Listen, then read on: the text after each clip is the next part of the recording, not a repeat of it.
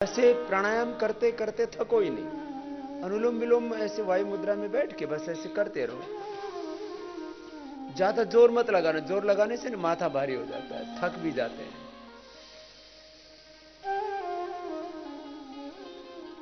5 से 7 सेकंड लेने में लगते हैं। 5 से 7 सेकंड छोड़िए।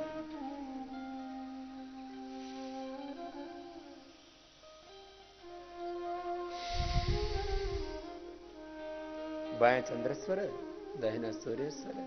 इसी को ईड़ा पिंगला और बीच की नाड़ी को सुषुम्ना कहते हैं। ईड़ा पिंगला में जब प्राण का घर्षण मंथन होता है तो सुषुम्ना नाड़ी अपने आप जागृत हो जाती है। यही हठ योग है। हकारः कीर्तितः सूर्य, ठकारः चंद्र उच्यते। ह माने सूर्य, ठ माने चंद्र। सूर्य और चंद्र शक्ति का योग। हकारः कीर्तितः सूर्य, ठकारः चंद्र उच्यते। सूर्य चंद्र मसोर योगात् हठ योगः निगद्यते।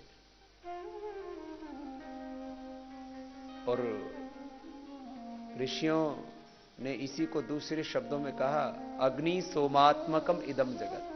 अग्नि और सोम यही दो बड़े तत्व हैं इस जगत में। इसलिए जब योग के साथ साथ जब हम यज्ञ करते हैं, ओम अग्नये स्वाहा इदम अग्नये इदं नमः, ओम सोमाय स्वाहा इदम सोमाय इदं नमः, ये श्वास प्रश्वासों की आहुति चल रही है।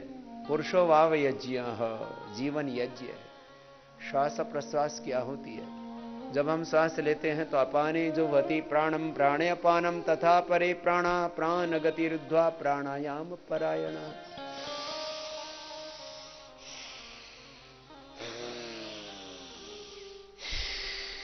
ऐसे करना।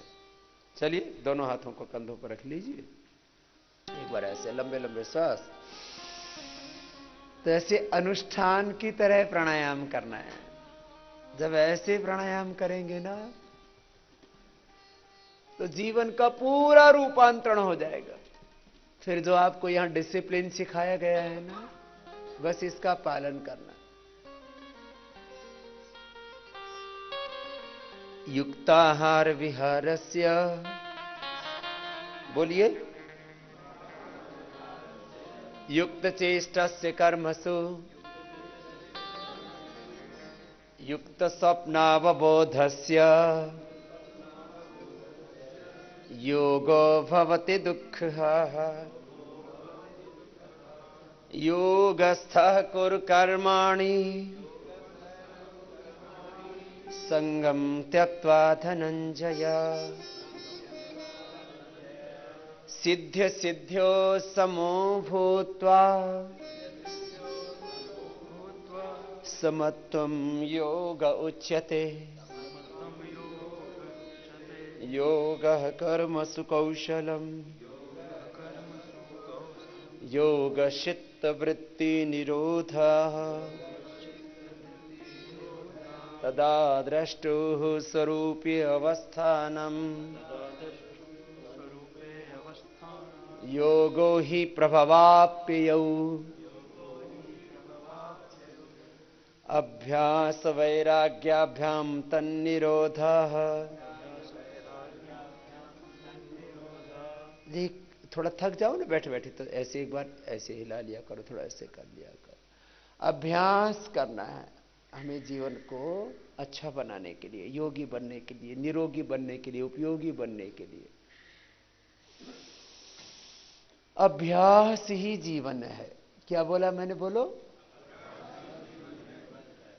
अब देखो, जिनको जल्दी उठने का अभ्यास हो गया वो जल्दी उठ जाते हैं। कईयों को तो हमें कई बार उठाना पड़ता है। उठ भाई, जागो जागो रे जिन जागना, अब जागन की बात, फिर क्या जागे नानका जब सोए पांव पसार। जागो रे जिन जागना, गुण गोविंद गायो नहीं, जन्म अकारत की कहे नानक हरि भज मना, यही विधि जग को मीत, जागो रे जिन जागना। जागते ही नहीं, पैर खोल लो सामने, सोए रहते हैं। कुछ तो नींद में ही सोए रहते हैं और कुछ जागते जागते भी सोए रहते हैं, सजग नहीं होते, अवेयर नहीं होते, होश में नहीं रहते। इसलिए वेद में कहा सारा फल उन्हीं को मिलता है, वेदों का, तीर्थों का, सारे पुण्य उन्हीं को मिलते हैं। सारे जीवन की सफलताएं, समृद्धि, सत्ता, संपत्ति, सम्मान, सारे दुनिया के सुख किनको मिलते हैं? जो जागरूक हैं। यू जागार, अंगुलियों को, अंगूठों को आगे पीछे दबा लीजिए। यू जागार तम ऋचः कामयन्ते। बोलो बोलो बाबूजी, इतनी संस्कृत क्यों पढ़ा रहे हो? अच्छी बात तो बता रहा हूं। यो जागार, बोलो, तम ऋचः कामयन्ते। पैरों को आगे पीछे भी दबाते रहो, थोड़ा रिलैक्स हो जाओगे। यो जागार तम सामानयन्ते, यो जागार तमयम सोम आह, तवाहमस्मि सख्ये न्योकः, उत्तिष्ठता जागृता प्राप्य वरान निबोधता। बहुत सी ऐसी वेद की ऋचाएं हैं, मंत्र हैं, संदेश हैं, उपदेश हैं, आप्त पुरुषों के वचन हैं। उठो, जागो, जागरूक रहो। सोचने के प्रति जागरूक रहना। क्या बोला? बोलो। देखने के प्रति, सुनने के प्रति और बोलने के प्रति भी हमारी कोई भी ऐसी मुख से वाणी ना निकले जिससे कि किसी को कष्ट हो, पीड़ा हो, किसी के दिल को दुखाए। कई बार तो अपनों के ही दिल को तोड़ देते हैं, इतनी कड़वी कड़वी बात बोल देते हैं कि दूसरा बेचारा उठ ही ना पाए, उसको ऐसा परमाणु बम छोड़ते हैं। ये दिखती थोड़ी है वाणी, ये परमाणु बम से भी ज्यादा खतरनाक है। पति घायल पड़ा है, पत्नी घायल पड़ी है, कई बार तो गुरु को ही घायल कर देते हैं। ले प्रसाद तू भी।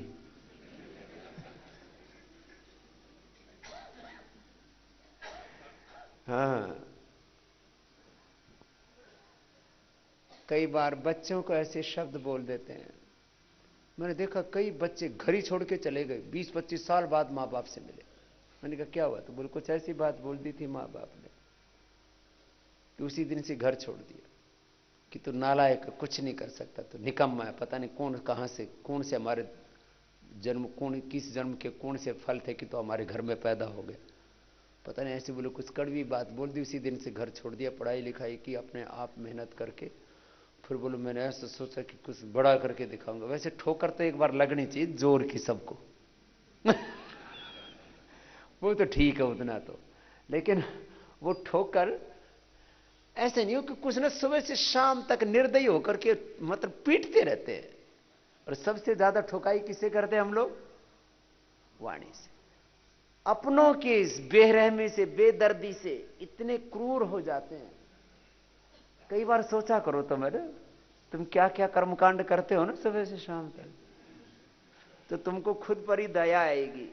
हे प्रभु, मैं ये क्यों करता हूं सब? क्योंकि अभ्यास अच्छे नहीं है। बोल बाबा जी आपको कैसे पता लगा? मैं भी तो तुम्हारे बीच में रहता हूं, तुम्हें तुम्हारे घर का पता होगा, मैं सबका घर का भेदी हूं। क्योंकि तुम्हारा घर अपना एक, सारे घर मेरे घर। हा? ये पूरा करो। तो मैंने बोला सोचने में सबसे बड़ी जागरूकता सोच की है। जैसा विचार वैसा हमारा संसार, वैसी वाणी, वैसा व्यवहार, वैसा आहार, वैसा ही स्वभाव, वैसे ही अभ्यास, वैसे ही जीवन। सबसे बड़ी जागरूकता सोच की, विचार की। फिर उसके बाद देखना, सुनना, बोलना, खाना, पीना। अभी यहां जैसे योगग्राम में आते ही खाना पीना बंद कर देते हैं, सामान की भी तलाशी लेते हैं, तो कुछ तो इतने तैश में आ जाते हैं, अच्छा हमको चोर समझ रखा है। अरे भाई, तो अपने घर से लेके आया है, यहां से तो कुछ उठाया ही नहीं, अभी तेरा तो घर वाला चेक कर रहे हैं, यहां से जाते समय चेक करे तो ये बात कह सकता है भाई। कुछ गुटखा छिपा के लाते हैं, कुछ तो दारू की बोतल लेके आए यहां, बोले मौका लगेगा तो थोड़ी थोड़ी पी लिया करेंगे। हां, कितनी बोतल आई है अभी तक?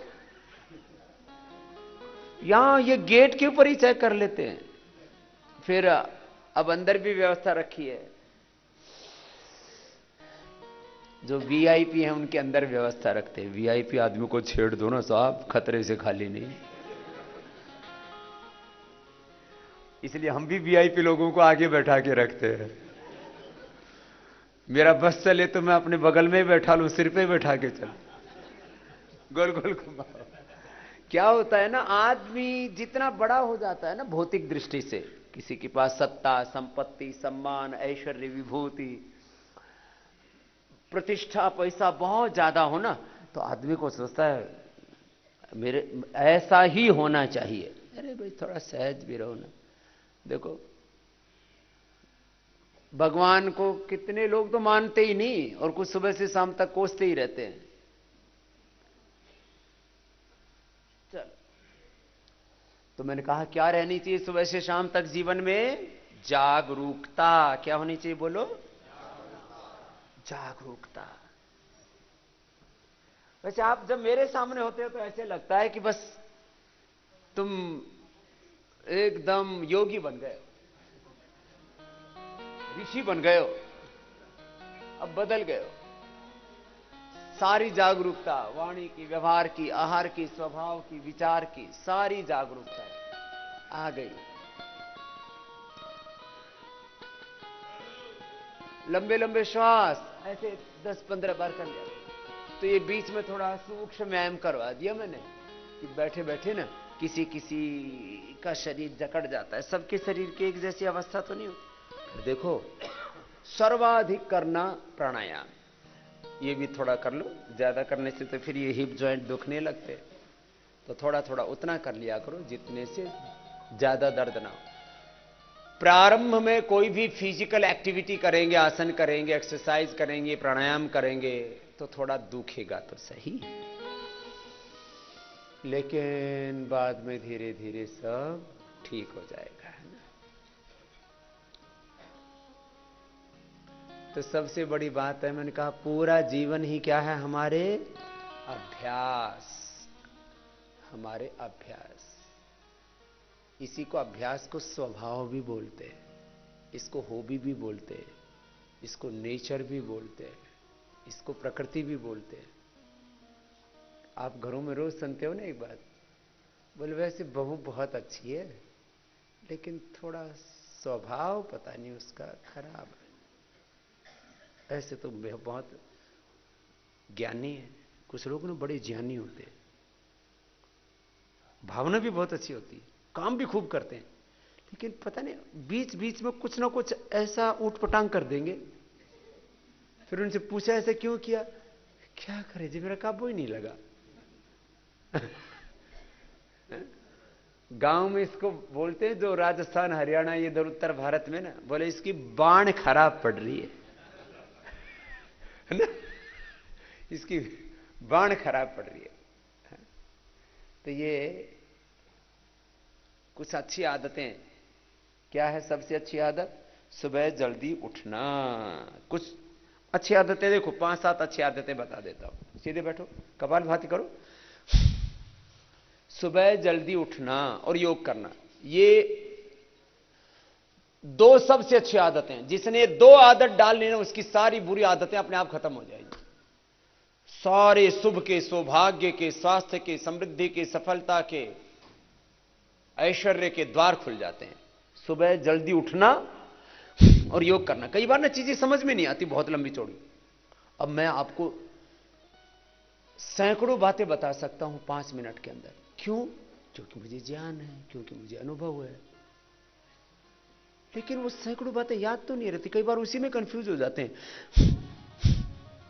अब इतनी दवाइयां हैं, मैं 5 मिनट में आपको 100 दवाइयां बता सकता हूं। ब्राह्मी से लेके शंखपुष्पी से, अश्वगंधा से, जटामासी से लेकर के आंवला, एलोवेरा, फिर शतावर से लेकर के पुनर्नवा, मकोय, निशोथ, गोखरू और कई तरह की हल्दी, नीम, लहसुन, सब तरह की औषधियों के गुण बता करके आपको बता सकता। आदमी सोचे इसमें क्या मैं खाऊं और क्या छोड़ूं।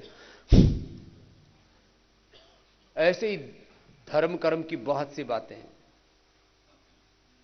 इसी तरह से संसार में व्यवहार की सैकड़ों बातें हैं, व्यापार की सैकड़ों बातें हैं, राजनीति की सैकड़ों बातें हैं। और आज तो टेम्परेचर बहुत हाई है पूरे हिंदुस्तान का, और तुम भी सोच रहे हो कि आज तो जल्दी से उपचार खत्म होकर के और टीवी के सामने बैठ के देखे कौन जीता कौन हारा। तेरे के पेट में दर्द हो रहा है। अरे कोई जीत रहा, कोई हार रहा, तू परेशान हो रहा है। कोई जीत जाता है तो ताली बजाते हैं, कोई हार जाता है तो खुशियां मनाते हैं। पता नहीं क्या क्या आदमी हो। अरे भाई देख लियो, एक बार जाकर के देख लियो। 6 बजे से गिनती शुरू हो जाएगी, अभी बस शुरू होने वाली 1-2 मिनट। 8 बजे जाकर के देख लियो एक बार, और फिर 12 बजे आकर के देख लियो। इसमें कौन सी आफत आ रही है? कुछ लोग टीवी के सामने, आज न्यूज चैनलों की टीआरपी एंटरटेनमेंट चैनलों जितनी होने वाली है भाई। कौन हारा कौन जीता, ठीक है, एक सामान्य बात है। मुझे विजयी होना है। मेरे साथ बोलो, अहम इंद्रो न पराजिज्ञे कृतम में दक्षिणे हस्ते जयो में सव्य आहिता। अहम इंद्रो न पराजिज्ञे, ये वेद का उद्घोष है, वेद का मंत्र है। वेद हमारी संस्कृति का मूल है। अहम माने मैं, इंद्रो माने ऐश्वर्यवान हूं, मैं आत्मा। न नहीं, पराजिज्ञे पराजित होने वाला नहीं हूं, मैं कभी पराजित होने वाला। यह संकल्प आपके भीतर रह होना चाहिए।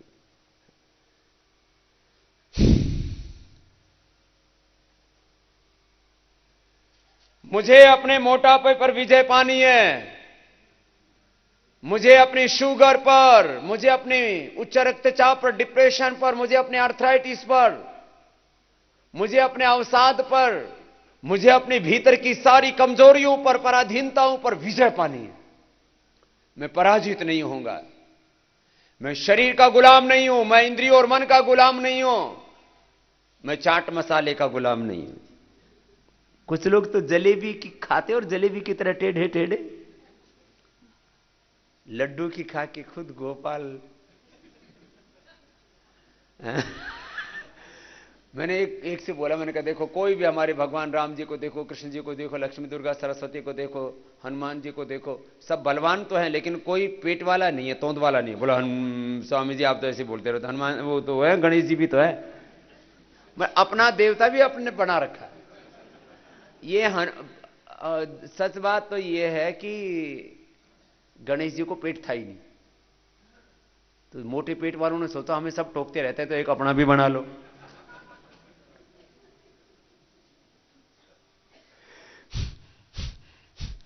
फिर हनुमान उनको फिर क्या खिलाया, फिर गणेश जी को ना वो खिलाते हैं लड्डू, और फिर बाद में क्या खिलाते हैं, जामुन।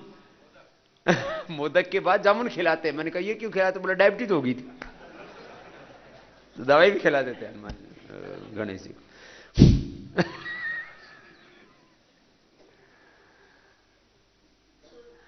अच्छा बताओ, गणेश जी को जो सिर था वो आदमी का था या हाथी का? तो दिमाग आदमी का था या हाथी का? दिमाग आदमी का और सिर हाथी का।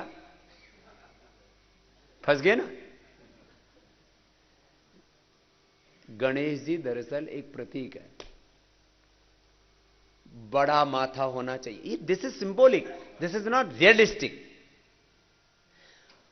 अर्थात हमारा मस्तिष्क बड़ा होना चाहिए, उसका एक प्रतीक है। सिंबॉलिक चीजें बताते हैं विजुलाइज करके, दूर तक का हमें पता होना चाहिए। जो नेतृत्व, गण माने समूह, ईश माने नेतृत्व, जो समूह का नेतृत्व करता है, कोई एमएलए है, कोई एमपी है, कोई सीएम है, कोई पीएम है, कोई बड़ा राजा है, कोई बड़ा सन्यासी है, उसको कैसा होना चाहिए? गणेश जी होना चाहिए। वो एक बहुत बड़े गण का नेतृत्व कर रहा है, तो उसका मस्तिष्क बड़ा होना चाहिए, सोच बड़ी होनी चाहिए। फिर उसको दूर तक की गंध आनी चाहिए, कहां क्या घटित हो रहा है उसको पता होना चाहिए। और उसको गोपनीयता भी रखनी पड़ती है। कहते हैं भाई घर की बात घर में रखो। कुछ कहते हैं मेरा तो ना हजम ही नहीं होती जी। जो घर में घटा हो, जब तक अपनी 2-4 सहेलियों को ना बता दे, अपने दोस्तों मित्रों को ना बता दे, तब तक चैन नहीं पड़ता। और फिर बोला अब मैं रिलैक्स हो गई हूं, अब मैं रिलैक्स हो गया हूं। बोले मेरे ना बात हजम नहीं होती। तुरंत जा करके कर दिया काम, और उससे फिर घर परिवार बर्बाद हो जाते हैं। कपालभाति करते रहो। बहुत तरह की बातें लय के साथ करो। मैं कभी पराजित होने वाला नहीं हूं। एक क्षण के लिए भी निराशा नहीं जीवन में। निराशा ही मृत्यु है, आशा उत्साह ही जीवन है। निराश हो जाते हैं, हताश हो जाते हैं, खुद से हार जाते हैं। और याद रखना, ये जिंदगी हारने वालों के लिए, ये दुनिया हारने वालों के लिए। और ये सच बता रहा हूं, जो हारे हुए लोग, उनके साथ ना घरवाले खड़े होते हैं, ना समाज, ना देश। और जो व्यक्ति संघर्ष करता है, पराक्रमी है, जो आगे बढ़ता है, उसके साथ घर भी खड़ा होता है, समाज ही नहीं देश और दुनिया खड़ी होती है। मैंने देखा है। मेरे से लोगों ने कहा बाबा जमाना बहुत खराब है, घरवाले भी साथ नहीं देते। बाबा तू किस चक्कर में है?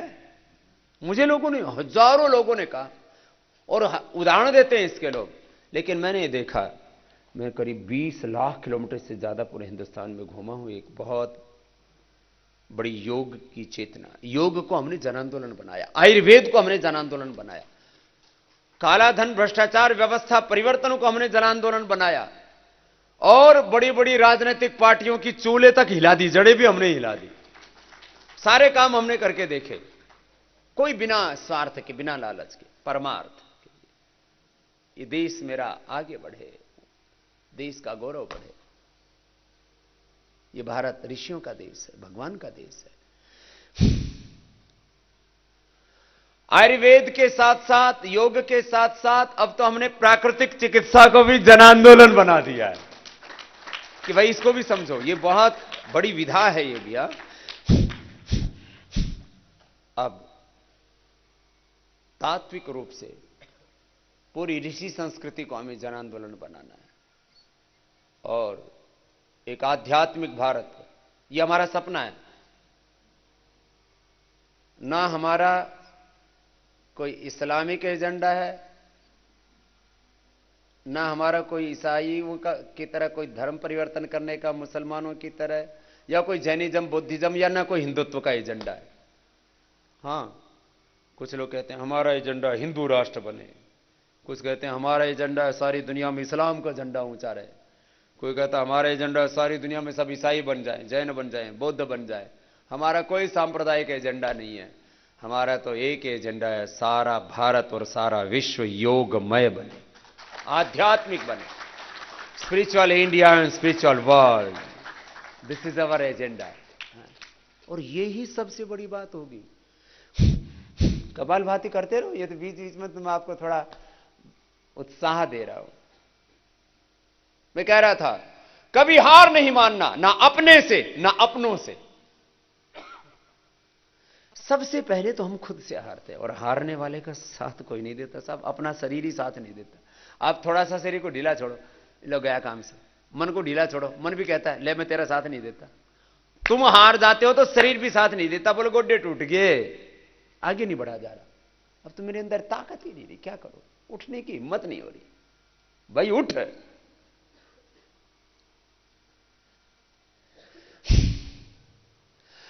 जब तुम हार जाते हो तो तुम्हारा शरीर भी तुम्हारा साथ नहीं देता, और ये बीमारी है, एक बॉडी रेस्पॉन्ड नहीं करती है।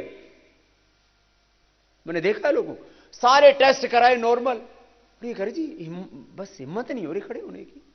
यह ऐसा होता है, तुमने देखा है कईयों ने, ये मेरी अपनी बात नहीं है, मैंने तो कभी शरीर को आराम ही नहीं दिया। ये शरीर भी सोच रहा होगा पता नहीं किसके पल्ले पड़ गए, सुबह से शाम तक वो रगड़ता ही रहता है। 4 बजे उठ के दौड़ लगाता हूं और फिर खुद करता हूं, फिर औरों को कराता हूं। शरीर को मन का तेरी खैर नहीं, जैसे बोलता हूं ऐसे रहा कर, तो मेरा गुलाम है, मैं तेरा गुलाम नहीं हूं, शरीर का गुलाम नहीं हूं। ऐसे कोई किसी को गुलाम कह दे ना, और यूं कहते ना कोई तो जोरू का गुलाम है, पत्नी का गुलाम है, तो एकदम मैं पत्नी का गुलाम नहीं। कोई कहे अब तो किसी को, बहनों को तो बोल देते हैं तो बेचारे फिर भी सहन कर लेते। कोई किसी को गुलाम कह दे ना, और किसी और का गुलाम बता दे, चलो घर में तो थोड़ी बहुत निभ भी जाए। किसी और का गुलाम बता दे ना किसी को कोई, आदमी स्वीकार नहीं करता। तो शरीर के गुलाम बन जाते हो, अपनी इंद्रियों के। एक रसगुल्ला खा लिया, 2 खा लिया, जीभ कहती और ले। एक कटोरी दी यहां आते ही योगग्राम में, वो भी सूप की। तो मैंने देखा बड़े बड़े लोग जो देने वाला है ना, अजी एक तो और दे दो। बड़े बड़े सेठ लोग भिखारियों की तरह मांगते रहते हैं।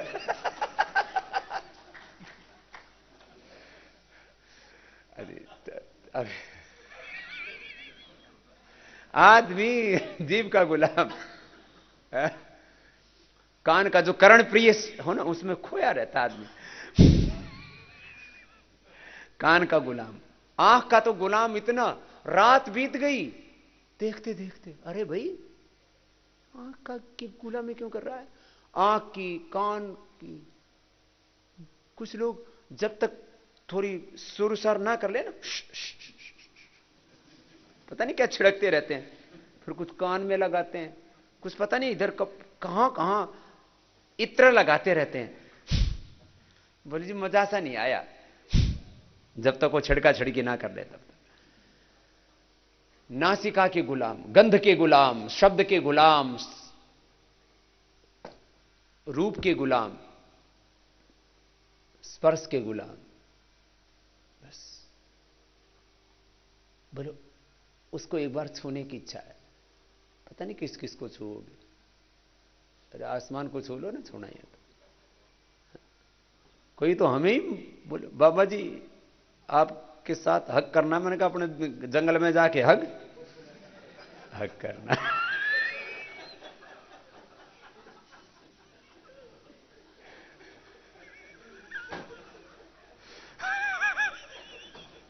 बोले हाँ, अरे हम गुरुकुल के पढ़े हुए, शुरू में इंग्लैंड चले गए। बाबा जी हमको आप सच्ची बता रहे, पहली बार हमने सुना ये हगना है। बोले कभी हगना तो दूर जाके हगो, यहाँ क्यों हगो। तो ये तो थोड़ा हास्यासन हो गया।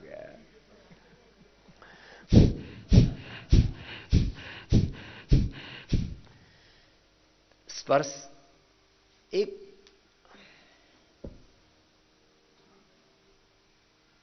हाथों के गुलाम है, जहां देखते हैं वहीं हाथ उठा लेते हैं, जहां देखते हैं वहीं कुछ बकने लगते हैं। वाणी के गुलाम, हाथों के गुलाम, पैर के दर भी बढ़ जाते हैं आगे। अरे भाई बोले मेरा भारत महान ठेके पर खड़ा है।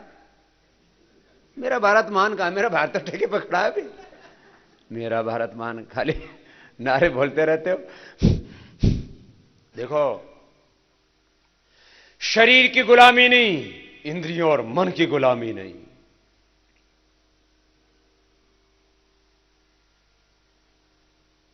पराधीनता, बीमारियों के सामने घुटने टेक दिए। मोटापा से हार गए, बीमारियों के कैसे हार सकते हो तुम कभी हारने वाले नहीं हो। और इसके लिए प्रयास करो, विजयी बनोगे तुम। और यही बैठा है सामने, कैंसर किसको था, यही तो था।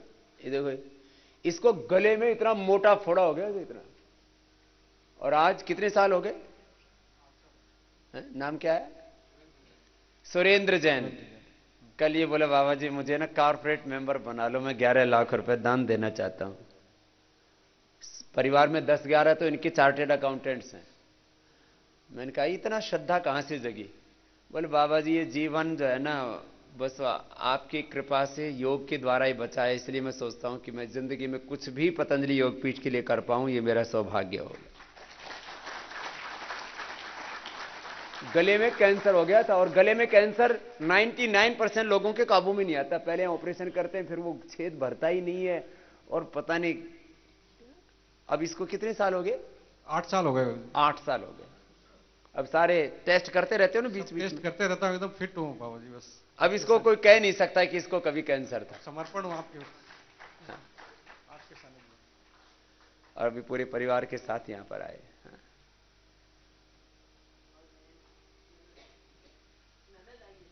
अच्छा, बहुत अच्छा, खुश है बेटे, बैठ। तो ये तो एक की बात बताई, ये कितने बैठे यहां पर जिनकी अलग अलग सामान्य बीमारियां नहीं। पिछली बार एक लड़का है, बोले बाबा जी मैं तो हॉस्पिटल में भर्ती हो गया, 3 दिन तक अनुलोम विलोम ही करते रहा, जो पूरा मुंह टेढ़ा हो गया था, हाथ उठता ही नहीं था, पैर उठता ही नहीं था। बोले मैंने सुना था बाबा जी ने बोला है कि भाई जय यदि तुम पूरी तरह से ठीक होना चाहते हो तो हॉस्पिटल में पड़े पड़े मरने से अच्छा अनुलोम विलोम कर लो। तो मैंने तो अनुलोम विलोम किया बाबा, 3 दिन में दौड़ के बाहर निकल के आ गए। दौड़ के 3 दिन में पैरालिसिस का रोगी दौड़ने लगे। ये चमत्कार नहीं है, ऋषियों का आविष्कार है। मैंने कहा था इसलिए दिन भर 3 साधना करो, सुबह से शाम तक लंबे सांस लेते रहो।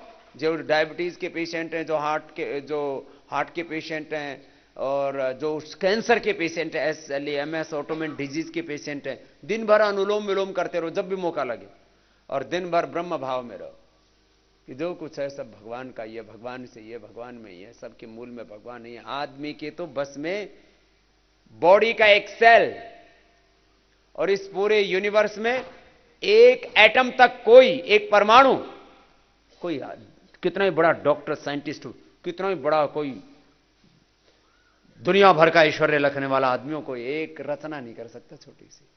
आप थोड़ा बहुत उस रचना के अंदर थोड़ा अपने ज्ञान और सामर्थ्य का इस्तेमाल करके उसका उपयोग तो कर सकते हो, अच्छा या बुरा। एटम से एटम बम भी बना सकते हो, उस एटम के डिफरेंट प्रयोग करके आप एनर्जी भी बना सकते हो, उससे आप और पता नहीं क्या क्या कर सकते हो। आप उपयोग, सदुपयोग या दुरुपयोग जो भगवान ने आपको ज्ञान दिया उसके द्वारा कर सकते हो। बाकी आप रचना कुछ भी नहीं कर सकते। तो सारी रचना भगवान की है, इस सारे जगत में भगवान ही अभिव्यक्त हो रहा है। 24 घंटे इस भाव में रहोगे तो देखो जीवन का प्रवाह पूरा रूपांतरित हो जाएगा। ऐसे कोई बड़ी बीमारी किसी ने ठीक कर रखी है? छोटी मोटी नहीं, बड़ी बीमारी। एक इसी बहन से पूछते हैं, ब्लड प्रेशर, शुगर, थायराइड, इनका तो हमने पूछना इसलिए बंद कर दिया, तो आते ठीक हो जाते हैं, गोलियां बंद हो जाती, बाद में जैसा बताते हैं वैसे करते रहो। क्या नाम जी? ओम स्वामी जी, सरोज नाम है मेरा, मैंने पहले भी बताया था। मेरे को कोलाइटिस था 10 साल से, और बीपी 200 से ज्यादा हो जाता था। एक बार नस भी फट गई थी, तो छोटा सा माइनर ऑपरेशन भी हुआ। और गांठ भी तो थी तेरे को? गांठ ब्रेस्ट में, दोनों में स्वामी जी, दोनों ब्रेस्ट में? दोनों ब्रेस्ट में। और स्वामी जी मेरे को डिस्क स्लिप हुई L4 L5। आज मैं शीर्षासन करती हूँ स्वामी जी। शीर्षासन करती है जी, और 20 किलो वजन। आज मेरा 46 रह गया यहाँ आने के बाद। 46 रह गया, पहले कितना था? 79 से ऊपर ही था स्वामी जी। और क्योंकि ब्रेस्ट का साइज ऐसा था कि बुरा हाल था देखने में, मतलब शंका। ये पिछली बार भी बता रही थी कि शर्म आती थी जी स्वामी जी, इतनी बुरी हालत थी, मुझे कपड़े ही नहीं मिलते थे उसके। बहुत आशीर्वाद। और ये देखो, ये ब्रेस्ट की गांठ ना बाद में क्या बन जाती है? ये कैंसर, प्रोस्टेट। ये छोटे छोटे बच्चों को प्रॉब्लम होने लग गई। माताओं बहनों को, ठीक है बेटा, आशीर्वाद। माताओं बहनों को यूट्रस की, भाइयों को प्रोस्टेट की। अभी तो कल एक भाई बोले बाबा जी आपका सत्संग मैं बहुत दिनों से करता हूं, इसलिए हिम्मत तो है, लेकिन छोटे से बहुत होनहार, बहुत बुद्धिमान, बहुत संस्कारवान बच्चा था, उसको गांठ हो गई प्रोस्टेट में या किडनी में, कहां, किडनी और प्रोस्टेट की बहुत बड़ी समस्या हो रही है आजकल। और बोले बेटा, जवान बेटा चला गया, तो बोले बाबा उस दुख से नहीं उभर पा रहा। बोले मेरे कोई बीमारी नहीं है, बस इसीलिए आया हूं। ये बहुतों के जीवन में ऐसा कई बार हो जाता है, जब बहुत छोटी उम्र में अपनों का वियोग हो जाता है। तो मैंने एक ही बात कही, बहुत सी बातें ऐसी तो मैंने बताई, लेकिन एक बात कही आपसे भी कहता हूं, जब कभी ऐसी कोई अनहोनी हो जाए तो बस ऐसा मान करके, भगवान पर तो विश्वास है ना, तो जैसे अपने कोई बेटा या बेटी अपने माता पिता के पास में जाए तो हमें दुख नहीं होता है, तो अपना बेटा भगवान के पास चला गया तो भगवान तो सबके रखवाले हैं, वो तो सबके रक्षक हैं, वो बहुत दयालु हैं, तो हमसे ज्यादा ख्याल रखेंगे, जो भी उनके लिए करेंगे अच्छा ही करेंगे। तो भगवान की शरणागति ना हमारे सब दुखों का अंत कर देती है, चाहे रोग हो, चाहे वियोग हो, चाहे नुकसान हो, चाहे अपमान हो, या हमारे अज्ञान को भी भगवान हर लेते हैं। इसीलिए हम उनका हरि है, सब दुख हर लेते हैं, सब पीड़ा हर लेते हैं भगवान की शरणागति। माने ऐसे ऐसे रोग, यहां आप में ही बैठे हुए भाई, कोई 5 साल से, कोई 10 साल से योगाभ्यास कर रहा है, कोई 2-2 4-4 5-5 बार योगाग्राम में आ चुका है, 10-20 किलो वजन कम करना, 40-40 किलो वजन कम करना, बीमारियों को तो मात दे दी है, उन पर तो पूर्ण विजय पा ली है। 60-60 70-70 साल की उम्र में, बाकी जमाने में तो आदमी क्या नहीं कर सकता, उसमें ताकत ज्यादा होती है। वैसे तो मैंने एक बात देखी साहब, कुछ जवान भी जो है ना हौसला आ जाते हैं, और कुछ उम्र बड़े ही हो जाए, लेकिन उनका हौसला इतना बुलंद होता है कि वो हिम्मत नहीं हारते कभी, और वो फिर बूढ़े लगते ही नहीं। कल एक बाप बेटे खड़े हुए तो मैं ऐसे हंस रहा था, मैंने कहा इनमें कौन बाप कौन बेटा है बताओ? बोले जी दोनों फ्रेंड लग रहे हैं, और बाप हो जाएगा उसका 72 साल का, और बेटा होगा मुश्किल से 45 साल का। हाँ भाई लग रहे थे आपके सामने बोल रहा था।